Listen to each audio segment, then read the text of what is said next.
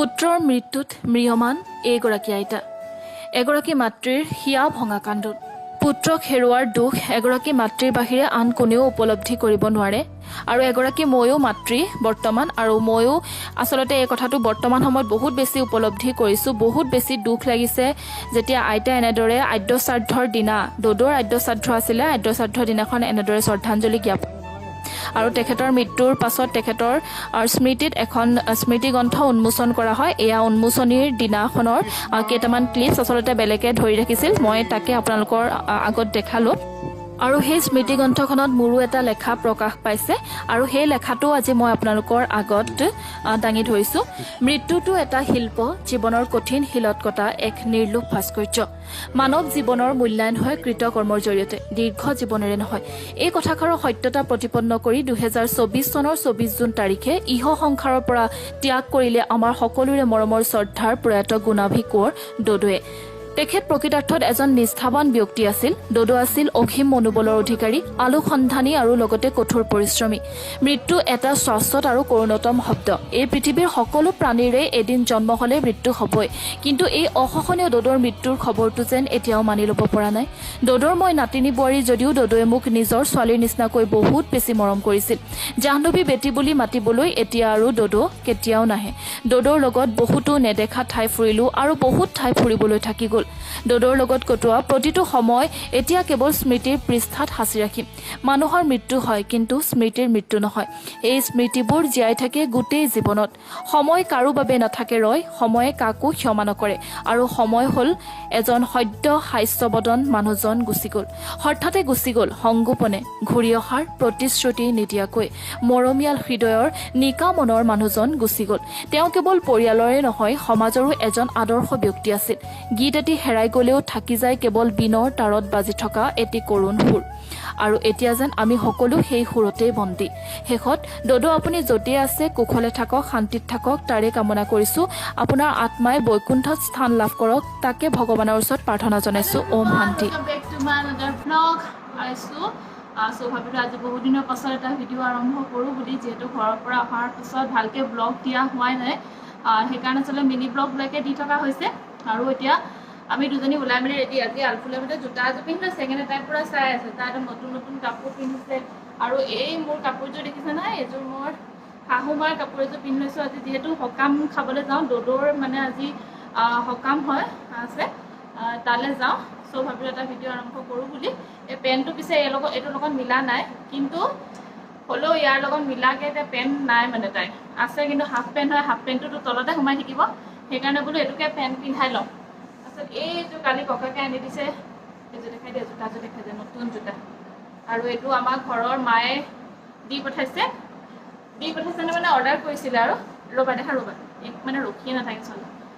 চ' এইযোৰ মাৰ কাপোৰযোৰ কেমেৰাটো অকণমান প্ৰব্লেম দিছে, ছাইডডোখৰ ব্লাৰ হৈ গৈছে, কেলৈ নাজানো। এইযোৰ কাপোৰযোৰ মায়ে চাগে 2006 চন মানতে কিনিছিলে, মানে শাহু মাৰ কাপোৰ হয়।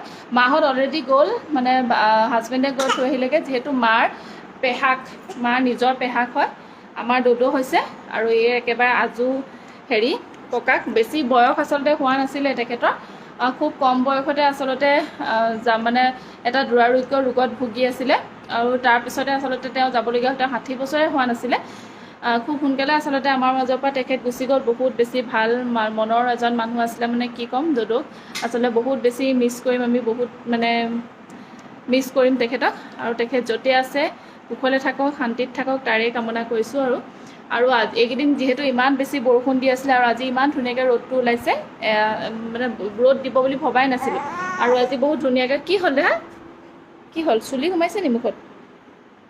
মোৰ চুলিখিনি আহি ইয়াত সোমাইছে, টোপো ধৰিছে। ৰ'বা, আমি পুখু যামেই এতিয়া শুব নালাগে দে মামা, ৰ'বা। আৰু দদৌ ঢুকুৱা আজি 13 দিনেই কমপ্লিট হৈছে। তেওঁ যিহেতু বহুত মানে কি বুলি কয়, দুৰাৰোগ্য ৰোগত যিহেতু ভুগি আছিলে, কৈছোঁ তেখেতৰ মানে একদম লাষ্ট ষ্টেজত মানে কেঞ্চাৰ ধৰা পৰিছিলে। মানুহজন একেবাৰে সুস্থ সবল হৈ আছিলে, একো নাই, একদম ফিট এণ্ড ফাইন হয়। তেওঁ মানে চাহো নাখাইছিলে, তামোল এখনো নাখায়, মানে সেই তেনেকুৱা মানুহবিলাকৰহে হ'বলৈ পায়। একো বেয়া বস্তু একোৱে নাখায়। তেওঁ সেনেকুৱা কিবা বেমাৰ হ'ব বুলি ভাবি পেলাই মানে তেওঁ নাখাইছিলে, মানে তেওঁ একো বেমাৰো নাছিলে, জ্বৰ কাহো মানে নহয়। তেনেকুৱা ধৰণৰ মানুহ আছিলে, বহুত ফিট এণ্ড ফাইন হয়, কিন্তু তথাপিতো তেওঁৰহে মানে হ'বলৈ পালেগৈ। একেবাৰে তাকো গম পালে, ধৰা পৰিলে একেবাৰে লাষ্ট ষ্টেজত, মানে একদম ব্ৰেইনলৈকে পাই গৈছিলেগৈ। মানে তেতিয়াহে গম পালে আচলতে মুম্বাই আৰু ক'ৰবাত বাহিৰত চিকিৎসা কৰি থকা হৈছিলে, কিন্তু তথাপিতো নোৱাৰিলে বচাবলৈ। আৰু তেখেতৰ স্মৃতিত মই ময়ো কিবা এটা লিখিছোঁ, আৰু লগতে আমাৰ পাপায়ো লিখিছে। সেইখন গ্ৰন্থ, আজি স্মৃতি গ্ৰন্থখনো উন্মোচন কৰিলে। ৰাতিপুৱা সময়ত নিউজৰ মানে মিডিয়াৰ মানুহো আহিছিলে বুলি কৈছে, নিউজ চেনেল, কিন্তু মই যাবহে নোৱাৰিলোঁ মানে কৰিবৰ কাৰণে, মানে উদ্বোধন কৰিছিলে আৰু উন্মোচন কৰিছিলে। চ' এতিয়া আমি একদম যাবলৈ বহুত দেৰি হ'ল, 2 বাজিয়ে গ'লগৈ। এতিয়া হাজবেণ্ড গা ধুবলৈ গৈছেহে, আমি ওলাই মেলি ৰেডি, এতিয়া যাওঁ আৰু দুজনে ৰিলচ এটা বনাই লওঁগৈ যোৱাৰ আগতে। নহয় ৰিলচ এটা বনাবানে? তাৰপিছত আমি তাত গৈ কিমান ভিডিঅ' কৰিব পাৰোঁ আৰু নাজানো, আৰু যদি পাৰোঁ মানে কৰিম। এয়াহে আৰু দেখিছোঁ। আৰু এইফালে আমি তিনিটা আহি পালোহি, যিহেতু মা পাপাহঁত আগতেই আহিলে আৰু বেগে চেগে ইমানবোৰ বস্তু লৈ অহা দেখি ভাবিছে চাগে। আচলতে আলফুল আছে আৰু তাইৰ কাৰণে সকলোবিলাক বস্তু লৈ আহিবলগীয়া হৈছে, তাইৰ জলপানৰ পৰা, তাইৰ কাপোৰৰ পৰা, গৰম পানীৰ পৰা সকলোবিলাক। আৰু এইফালে আহিয়ে তাই পাপাৰ লগত গ'লগৈ, পাপাক লগ পালে আৰু দেখিয়ে তাই প্ৰথমতে ড'ডৰ ফটোখন চাই কৃষ্ণ নমো কৰিবলৈ ধৰিলে। তাইক আমি কোনেও আচলতে কোৱা নাই কৃষ্ণ কৰিবলৈ বা নমো কৰিবলৈ, কিন্তু তাই নিজেই ফটোখন চাই চাই কৃষ্ণ নমো কৰি আছে। মানে কেনেকৈ গম পাইছে নাজানো, তাই কি কাৰণে কৈছে। ভাল লাগিছে দেখি, তাই যে কিবা এটা বুজি পাইছে বুলি। আৰু এইফালে আকৌ আইতাকক লগ পালেহি, যিহেতু বহুত সময় ককাক আইতাকক লগ পোৱা নাছিলে, আৰু এতিয়া আহি আইতাকৰ লগত এনেদৰে বহি। আৰু যিহেতুকে এইফালে আলফুল ধুনীয়াকৈ ককাক আইতাকৰ লগত খেলি আছে, আৰু সেইখিনি সময়তে ভাবিলোঁ যে আমিও কিবা এটা খাই লওঁ বুলি। আচলতে সেইখিনি সময়তে বহুত ডাঙৰকৈ বৰষুণ আহিলে, আৰু দিনটো যিহেতু বহুত বেছি গৰম আছিলে, আপোনালোকক কৈছিলে বহুত বেছি ৰ'দ দিছিলে। আৰু এয়া হৈছে মনু মাহী দেই, আমাৰ মাহী হয়। বহুত বেছি যিহেতুকে গৰম আছিলে, আৰু তাৰ পাছতে এজাক ইমানেই ডাঙৰ বৰষুণ দিলে, মানে কিবা যদি আছিলেও বেয়া কিবা তেন্তে সকলোবিলাক আচলতে ধুই মেলি চাফা কৰি দিলে। ভালেই লাগিলে বৰষুণ যাক দিয়াৰ কাৰণে, বহুত বেছি ডাঙৰকৈ দিলে বৰষুণ। তাৰপিছত কিন্তু আকৌ ৰ'দো দিলে, আৰু সেইখিনি সময়তে আমি আহিলোঁ খানা খাবলৈ। ইয়াত আচলতে আদ্য শ্ৰাদ্ধৰ দিনাখনি ভোজটো দি দিয়া হয়। আমাৰ সেইফালে মানে ঘৰৰ ফালে আদ্য শ্ৰাদ্ধৰ দিনাখন নিদিয়ে, তাৰ পিছদিনাখনে ভোজটো দিয়ে। তাৰপিছতে নেৰানেপেৰা বৰষুণ যাক দি থাকোঁতেই আহিলে নাহৰকটীয়াৰ MLA তৰংগ গগৈৰ লগত আচলতে ড'ডৰ বহুত আচলতে যেতিয়া ড'ড ঢুকাইছিলে তেতিয়াও আচলতে আহিছিলে খবৰ ল'বৰ কাৰণে। আৰু এতিয়াও এয়া ইমান নেৰানেপেৰা বৰষুণকো নেওচি তেখেত আহি আমাৰ ঘৰত, ড'ডৰ ঘৰত আহি উপস্থিত হ'ল। আৰু ইয়াৰ পৰা অনুমান কৰিব পাৰিছে চাগে ড'ডৰ কিমান মানুহবিলাকৰ। আৰু এয়া হৈছে ড'ডৰ ছোৱালী, এতিয়া যে ওলাই গ'ল। আৰু তাৰ লগতে মই মোৰ কেমেৰাত আচলতে যিমানবোৰ ৰিলেশ্যনৰ মানুহ আহিছিলে সকলোকে মোৰ কেমেৰাত বন্দী কৰি ৰাখিবলৈ মই যৎপৰো নাস্তি চেষ্টা কৰিছোঁ, যিমান পাৰোঁ সিমান আচলতে চেষ্টা কৰিছোঁ। কিন্তু তথাপিও আলফুলৰ লগত অকণমান দিগদাৰী হৈ যায়, যিহেতু তাইৰ লগতে আচলতে ব্যস্ত হৈ থাকিবলগীয়া হয়। এতিয়া তাই অকণমান সময় শুলে, সেইকাৰণে মই দেউতাকক দি এতিয়া আকৌ মই নিজৰ কামত ব্যস্ত হৈ পৰিছোঁ। যিহেতু আলহী আহিছে, অকণমান চাহ তাহ দিয়া মেলাটো সহায় কৰি দিছে। আমনি কৰি আছিলে বাপেক, আৰু এইফালে দুইটা টোপনিত ক'ব নোৱাৰিছে সকামৰ ঘৰত।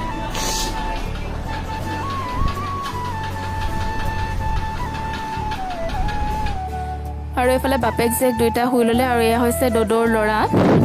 তাৰপিছতে এই মানুহ অহা এতিয়া অকণমান কমিছে, যিহেতু এয়া আন্ধাৰ হ'বলৈ হৈছে, আৰু ৰাতিও যিহেতু চন কীৰ্তন হ'ব, সেইকাৰণে আমি ৰাতিলৈকে ৰখি দিছোঁ। আৰু মা যিহেতু থাকিবই ইয়াতে, তাৰপিছতে এয়া আৰম্ভ হৈছে।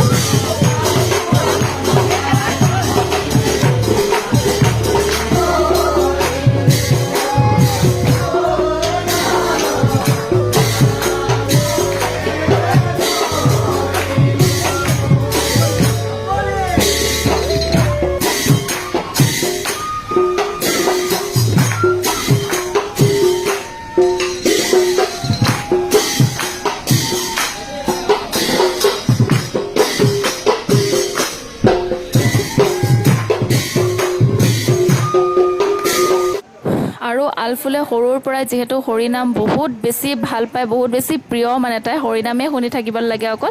আৰু এতিয়া তাই নিজ সন্মুখত এনেদৰে দেখি তাই বহুত বেছি ভাল পাইছে, আৰু তাৰ পৰা তাই নাহেই, একেবাৰে তাই আহিবলৈ মন নাই। বহুত জোৰ জবৰদস্তি আচলতে আনিবলগীয়া হৈছে আমাৰ, যিহেতু ৰাতি 11টামান বাজিলে, আৰু তাই যিহেতু সোনকালে নুশুৱে, আৰু এইফালে তাই পূৰা নাম শুনাত ব্যস্ত হৈ পৰিছে।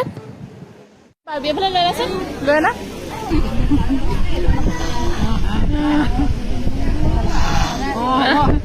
বল গৈ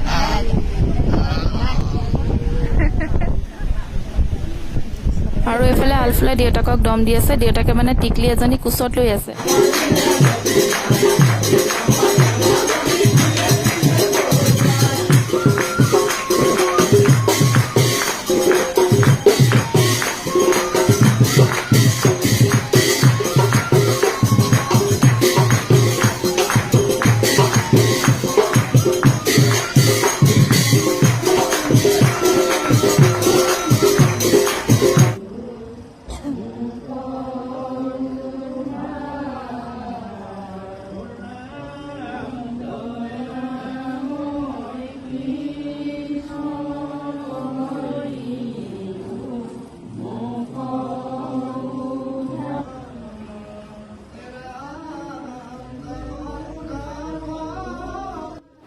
সেইফালে এইগৰাকী দেখিছানে কেনেকৈ নমু নমু কৰাত পুৰা বিজি হৈ গৈছে টোপনিত লালকাল কিন্তু তথাপিও নাহে